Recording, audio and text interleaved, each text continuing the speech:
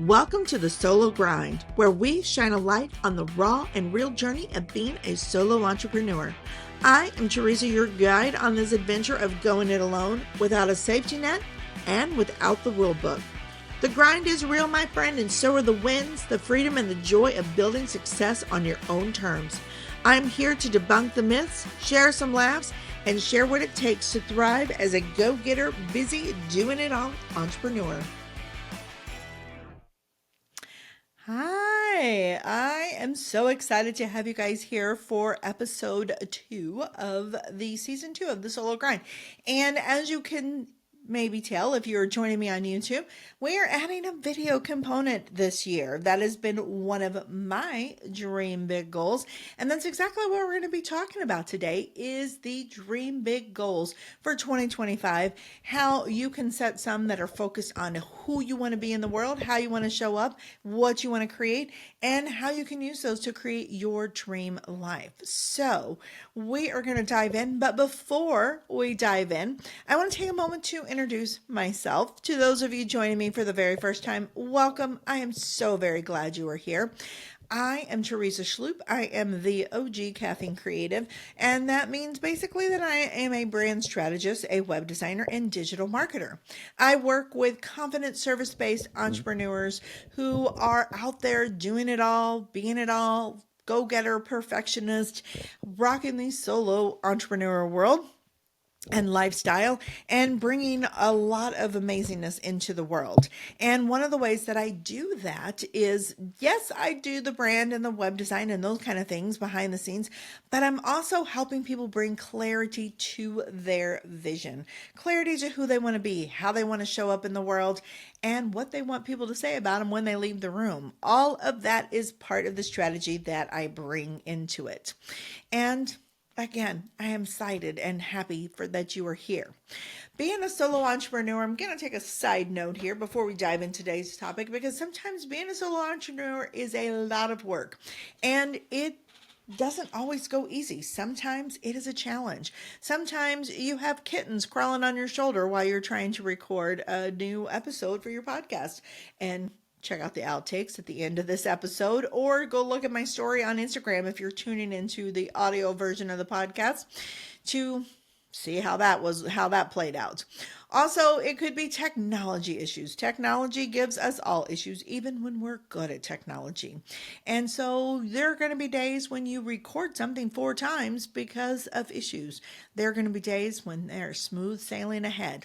Whatever it is, whatever day you're having, I want you to know, my friend, that I am there with you. And I am toasting you to your success in 2025, to having a great year, and to sailing through those challenges with ease and comfort, because I know we can all do it. So with that toast behind us, we're going to dive into today's topic, and that is dream big goals. Now, real quick, I want to recap on last week. Last week was about creating a vision. And I want to kind of go through, we had a couple questions that I encourage you to answer for yourself. And you've got a workbook that you can download from my website, no strings attached, no email, no nothing like that. Feel free to download it. Or we've got in the show notes, I've got the questions that I had for last week. So we'll go do a quick refresher on those, but know that those resources are available to you. So the first question for creating vision that I asked was, what do you most desire to do with your life? What is the one thing you would do for free if you could do anything and money was of no concern? All right. That is a really big, deep question that is going to help you gain clarity on what kind of goals and visions and intentions you want to set. The next question that I asked was, why? What is it about this desire that you have that excites you the most? Now, for me, to be a little transparent and to kind of share my vision, one of the things that really gets me excited and doing what I do and what I would do for free, honestly, if I could do anything in the world for free, money was no object, I would be living the life that I'm living right now. And there is no doubt in my mind that that is true. Would there be some differences? probably I would have a little bit more luxury incorporated if I had more money to dispose of, but I would still be showing up doing this job. I would still be living in this house. I would probably even still be driving the same car because I love the life that I have. And part of that vision and living the life that I live is that one of my dreams and one of my visions is that I inspire others, that I inspire other women, especially, to stand tall and embrace the very best version of themselves, to embrace the genuine authenticity of who they are, even when others don't get it. I want them to be proud of who they are, and I want them to stand tall in this world. So that is what I would do, or talks about what I would do if I could do anything for free. And the reason that I love this is because I freaking love it when I see someone in that moment where they shine for the whole world to see. I really, truly love that. I remember years ago when one of my very first clients, a dear friend of mine, Susie, when she saw her website for the first time and she saw how I saw her, because she's an incredible light in the world, she literally teared up. She did not realize it was her on that website to begin with, because she had not seen herself as that light that I know her to be. She teared up, and it's an incredible moment. Actually, you can watch the video on my website. It's on my testimonials page. But it is the perfect example of why I do what I do and why it excites me the most. So that's what I was encouraging you to do, is to dig deep. What would you do if money were no object, and why? Why is it important to you? What matters to you that makes that important to you? And finally, how can you make this happen? What can you do to start making this vision come true? No matter what it is, it could be you want to have really amazing, flavorful coffee. And to those of you who make flavorful coffee, thank you. I love you guys. You guys are incredible. It doesn't matter what it is, but whatever it is, it's got to be true and authentic to you. And so when you have a clarity on that vision, then you're ready to set some really dream big goals, which is what we're going to start talking about here in today's episode. So, first thing that I want to say is that dream big goals don't have to be something on a global or national scale, okay? Your dream goal, big goal, is something very personal to you. And the only criteria that I think it needs to have is that it has a really amazing positive impact on your life, okay?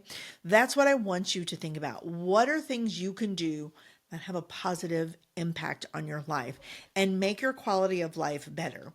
It could also make the people around you's quality of life better, and there's nothing wrong with that, but they should be your secondary goal.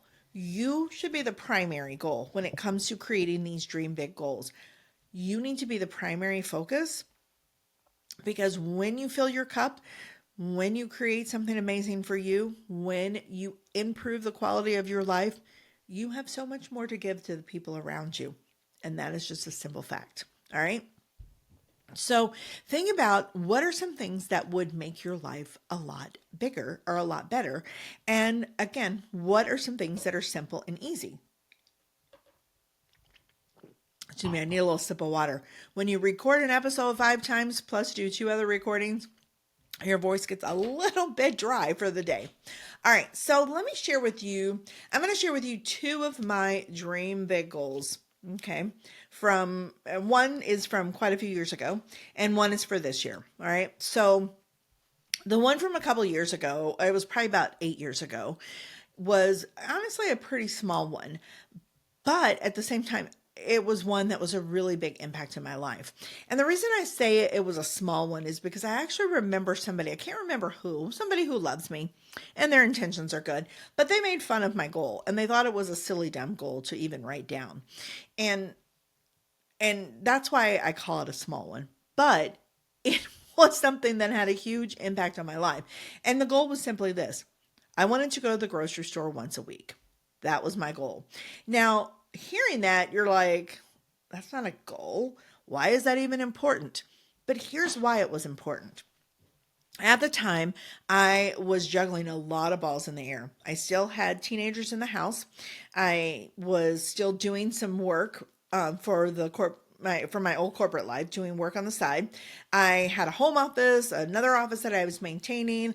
I was juggling a whole lot of balls. I was trying to get things going. I was volunteering. I had a lot going on. Okay, because I was out and about and outside of my house so much, I was conveniently located next to grocery stores. And so I thought nothing of stopping to pick something up. Oh, I forgot to grab cat food, or I forgot to get some creamer for my coffee, or oh no, the kids need this for their lunch, whatever it was.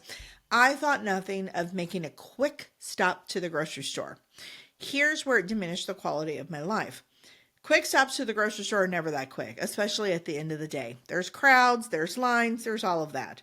So I had to deal with that. So it was taking time out of my already busy schedule to do something that I didn't necessarily need to be doing every day. Secondly, every time I went into the grocery store, well, maybe not every time, but pretty close, I was spending $20 to $50 of impulse shopping because I'm an impulse shopper. That's one of my things. So not only was I wasting extra time that I could be spending doing something else in my very busy schedule, I was wasting money.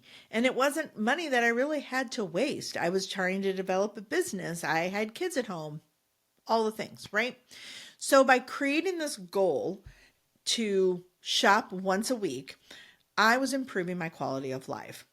First of all, I was saving time because I wasn't going into the grocery store all the time, and time was a big commodity. Secondly, I was saving money. I wasn't doing so much impulse shopping, and that was really important in saving money. I was also setting some really clear boundaries for myself with my family. I was making myself be a little bit more proactive in planning what we needed for the week and being on top of that. So that was a good boundary for me to be a little bit more organized in what I needed. I also was setting a boundary with my family to say, hey, get it on the list or make other plans. All of these things really supported a higher quality of life for me. And so while it seemed like a silly goal to whoever it was that laughed at me, it was a really powerful shift for me to make in my life. And so that's why I want you to know small goals can still be big, dream big goals, especially when they have the power and the ability to impact your life in such a positive way. All right. Take it to the other extreme. It could be a big goal. Maybe you've got something really big and amazing that you want to accomplish this year, and there's no reason why you can't do that either. It's a matter of getting clear. So this year, I do have a big goal. I really want to take my podcast to the next level. And let me grab my notes here. So, looking at my notes and journaling and things that I've been wanting to pull into this podcast, my really big goal for the year is to reach even larger audiences. Okay, sorry that I didn't have this out. I want to reach larger audiences, inspiring women across the globe to stand tall and embrace the best versions of themselves. This is my dream big goal this year. That's what I want to do. And the solo grind is my tool for accomplishing that. Okay. That's a pretty big, lofty goal, and it is something that's going to have to be broken down into smaller steps. There's going to be milestones that I'm going to want to set in place to make sure that I'm creating momentum, that I'm achieving this goal, all kinds of things like that. That's a big one, all right? The point that I want to make with all of this is that you get to decide what it is. Your goal could be simply taking weekends off. It could be taking more naps. It could be more leisure time. It could be more physically active. Whatever it is, create a dream big goal that is 100% uniquely you. And I want you to be selfish in the best possible way. Okay? Dream big goals are 100% for you and the quality of your life. And I don't want you feeling guilty about that. It's not selfish to want the best in life. It's not selfish to want to have your dream life. It's self-care to work on that. 100%. Okay? So think about what you want to do what you want to accomplish in 2025. And let's take that and write it out. Write it out in a way, it doesn't have to be perfect. In the workbook, there's actually a brain dump page where you can do things in a section to do your dream big goal. But write out what you think you want to accomplish, okay?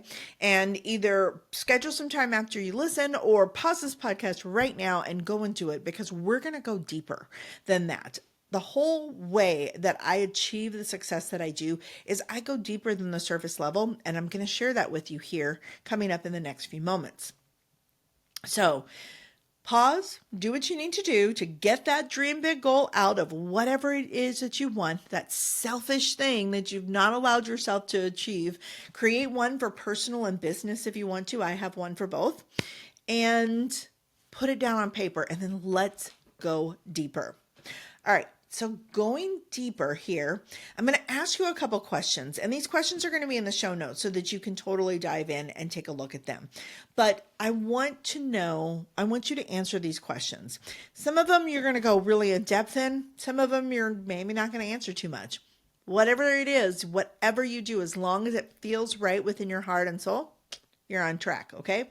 So the very first question here is, what is one thing that you would love to do more than anything this year? The one thing. What is something that you've been dreaming of? Something that you keep putting on hold? Something that it just doesn't let go. Like you just feel the need to accomplish it. Okay? Write it down. All right.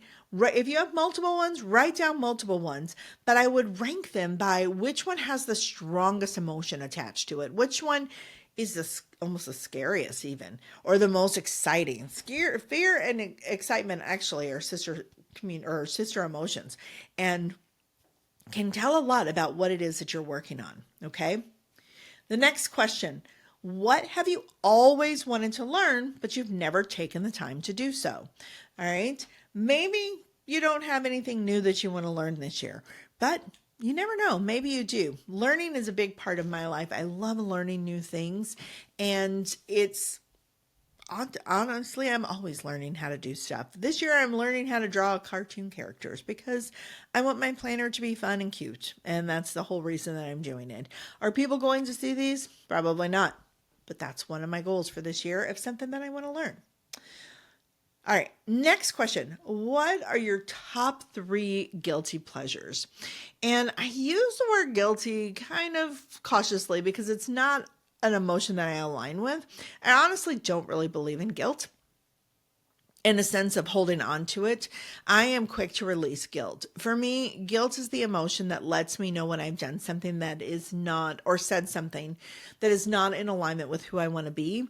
And it allows me the opportunity to do what I can to correct that moment and move on. So I don't hold on to guilt, and I don't take guilt in pleasure either. Like, pleasure is meant to be enjoyed, but I know a lot of us out there, and I used to be one of you, feel guilty and pleasure when we are trying to enjoy something. We feel guilty if we decide to spend Sunday afternoons napping in the sun and reading books, or if we decide to indulge in dessert because we know we need to lose weight. These are guilty little things that we don't allow ourselves to do, but honestly should be part of our lives because they give us joy and pleasure.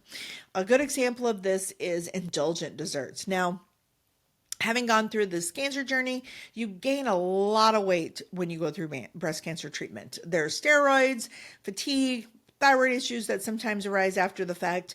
All these things happened to me, and I gained a lot of weight during the journey. So dessert is one of those things that at one point in time in my life, I would feel very, very guilty on, okay? Because I'm trying to lose weight. I can't have dessert. I can't enjoy that. That's not good. That's not supportive of my health goals. Spinning out of control, all of the crazy ideas, right? But I love dessert. I don't need a big dessert. I don't need to have a big giant chocolate cake every night, but I love a little something sweet at the end of my lunch and dinner. So last year, I took something that I wanted to learn, which was how to make Swiss macaroons, and I used that to enjoy and participate in one of my guilty pleasures, and that was having a little something indulgent and sweet at the end of my meals.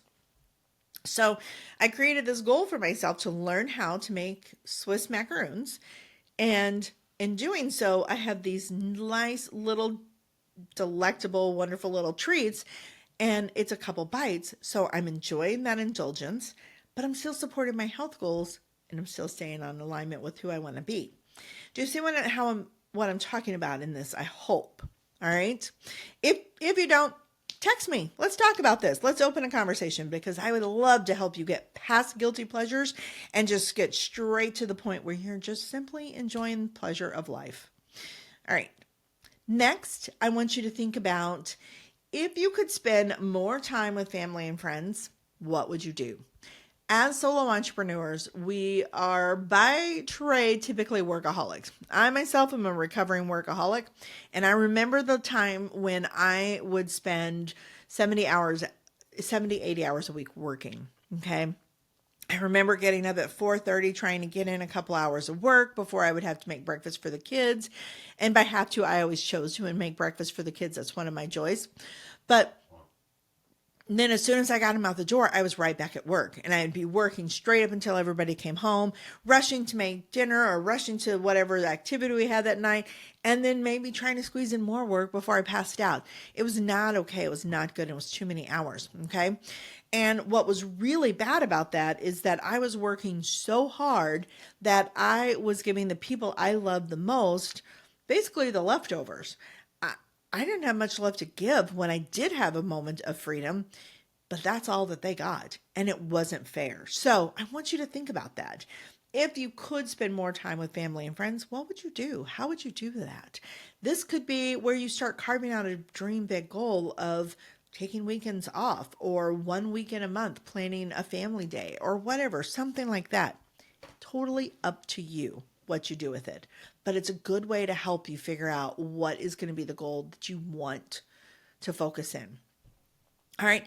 The last question I'm going to ask you, and in the workbook, there are more to go if to really go more in depth, but I'm going to save some of those for the workbook. The last question here, though, is how do you define success? Now, in my workbook, I ask you about business success, but I want you to think about success in general, okay? And there's a lot of ways to measure success. Obviously, you can look at statistics in business, like what was your bounce rate on your website or how many people visited your website or social media stats and all that stuff. That is a way that works for a lot of people. It's not one that I particularly participate in, but I do believe in finding measurable ways to determine success.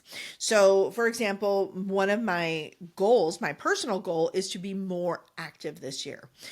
Prior to cancer, I was a very active person. I love exercising. I love working out. I enjoy, hiking when there's an opportunity. I don't actively go seek out hiking, but it's one of the things I enjoy doing.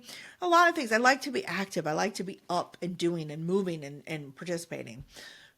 The last 5 years, I spent a lot of time on the couch just trying to recover.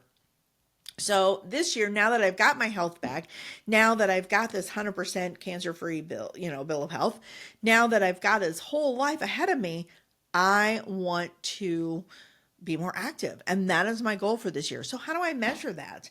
Well, there's obvious things. There's going to be milestones in my exercise routines that I'm going to be able to achieve to measure that.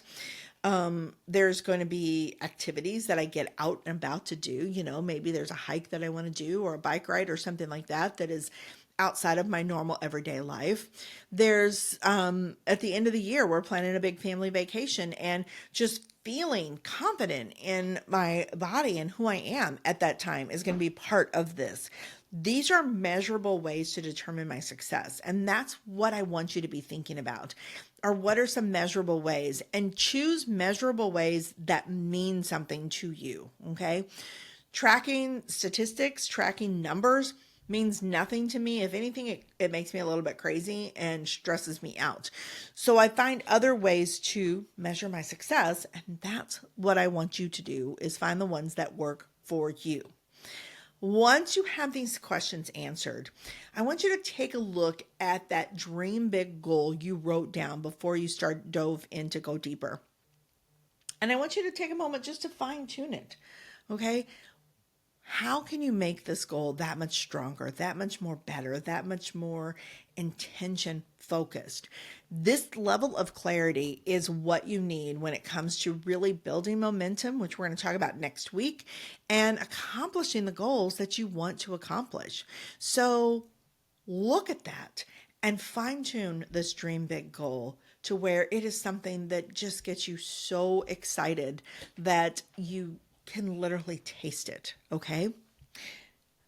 Now, that is the meat of today, but there's one more thing that I want to talk about before I end today's episode, and that is the curveball effect. Because, like it or not, life throws us curveballs, and there are things that come at us that are unexpected that knock us off course. Okay. They could be something that knocks us off course for the day, and just derails us. Today, I'm getting knocked off course with this video struggles that I've been having all day long, and cats and spammers and all kinds of things that are throwing me off course. All right. Or it could be something big that knocks us off course for 5 years, like my dream to launch a podcast 5 years ago that didn't come to play until 2024. Whatever the case is, we have the choice of how we respond to curveballs. Okay. Usually when a curveball comes our way, the typical knee-jerk reaction for people is one of two things. We get mad and we embrace our inner bitch. Okay. And we get mad and angry and throw fits and look for people to blame. Or we fall into victim mode. We get sad, we get weepy and emotional and look for people to blame. Okay. I want to give you another way to look at a curveball that I think is going to benefit you when it comes and how to respond to these. Okay. Being bitch, the bitch response, the victim response, they have their place, but it's not where you want to align. It's not where you want to stay. Not if you want to be successful. Okay. I want you to take a moment when these curveballs come to you, have your moment set a timer and let your emotions go. But then when the timer comes, I want you to stop, I want you to pause, and I want you to see the curveball for what it is. And I have learned through experience that curveballs are honestly life's hidden blessings. They are an opportunity for us to stop, to pause, and to really take a look at where we are putting our focus in life and realize and determine if that is where we want to put our focus. Okay. So perfect example. 5 years ago, I had some really big, huge, lofty goals. And I talk about this in one of my episodes from season 1, which I'll put a link to that down in the show notes if you want to hear that. I had some really huge goals that I was going to accomplish. So it's 2019. We're coming up on 2020. And I had some really big goals. One of them was this podcast. Another one was writing a book. And the other one that I can remember offhand was a line of planners. I wanted to create this line of planners for people and sell them. Okay. Really big goals, right? All of these things I'm formulating, I'm starting to work on, I'm starting to think, how can I make these happen? I'm starting to do the behind the scenes work to get them started. And then the cancer diagnosis happened. Okay. Everything came to a screeching halt. And I had my moment. I had my anger moment where I threw fits and got mad and angry and why me and all of those things. But I kept it, thankfully, pretty limited. I mean, it came back a few times, but I was able to tap it down and take a look. And what I realized when that curveball came my way and I wrote down my dream big goals for the year, I realized that most of them were not actually my goal. I was achieving them because somebody thought I should, or because I thought I had something to prove to other people, because I was worried too much what people thought about me. They weren't goals that I actually wanted to accomplish. Now, would it have been cool if I accomplished them? Sure, why not? I mean, it's cool when you accomplish something. But the downside to accomplishing goals that are not really at the core of who we are is that you don't get that sense of accomplishment. Once that goal is done, you check the box and you start looking for the next big thing. You don't sit back and toast to your success and revel in the moment of accomplishment. You don't sit there and think, holy moly, I did that. This was amazing. You start looking for the next thing to accomplish. And that's the downside to those kind of goals. So when a curveball comes your way, you now have this opportunity to realize, do I really want to accomplish this? Or is it somebody else's goal? Once you have that curveball, my suggestion is to sit back and ask that question. First of all, whose goal is this really? Is it mine or is it somebody else's? And do I really want to do this? If you really want to do this, then you're going to know what the next logical step is going to be. For me, I realized I didn't want to write that book. I may write a book someday, but it's not going to be that book. I don't even remember what that book was going to be about at this point. I didn't want to do a line of planners. I don't need to compete with Erin Condren. I love Erin Condren. I buy her planners every year. All right. But I did want to do a podcast. And I knew that. And it was a dream that did not let go. For 5 years, that dream held on. Here's the cool thing. Yes, it was my goal. And yes, I knew I really wanted to do it. But I also knew that my next best step was to pause and to wait. And that's okay. Sometimes our goals get put on hold because they need to be. But when they really matter, when they're really something we want to do, they always come out. They always come to fruition. We always create them when we live our life with intention. And that's exactly what I want you to do. All right. So that is it for today. I know today was kind of a long one, but I'm so glad you guys are here with me because this is something that I'm very, very passionate about. Creating the life of your dreams is possible. You don't have to just react to the life that is handed to you. You get to decide what that is. And I am living proof of that because I've had a lot of crazy curveballs thrown my way. But I'm still here and I'm living the good life. I mean, that's my husband and I's motto is we're living the good life each and every day. And you, my friend, can do so as well. So thank you guys so much for joining me. Next week, we are going to be talking about momentum and building momentum on our goals, on our dreams, what that means, and all kinds of things. So thank you guys so much for joining me here. I look forward to connecting with you next week. And until we meet again, cheers to your success. Thanks for tuning in to the Solo Grind. I hope this episode brought you some inspiration and encouragement. If you enjoyed it, please subscribe, rate, and review the podcast, and feel free to share. For more tips and insights, visit caffeinecreative.io to check out my blog or explore the Creative Vault, my free course library. You can also find me on Facebook and Instagram. I'd love to hear how this episode has helped you.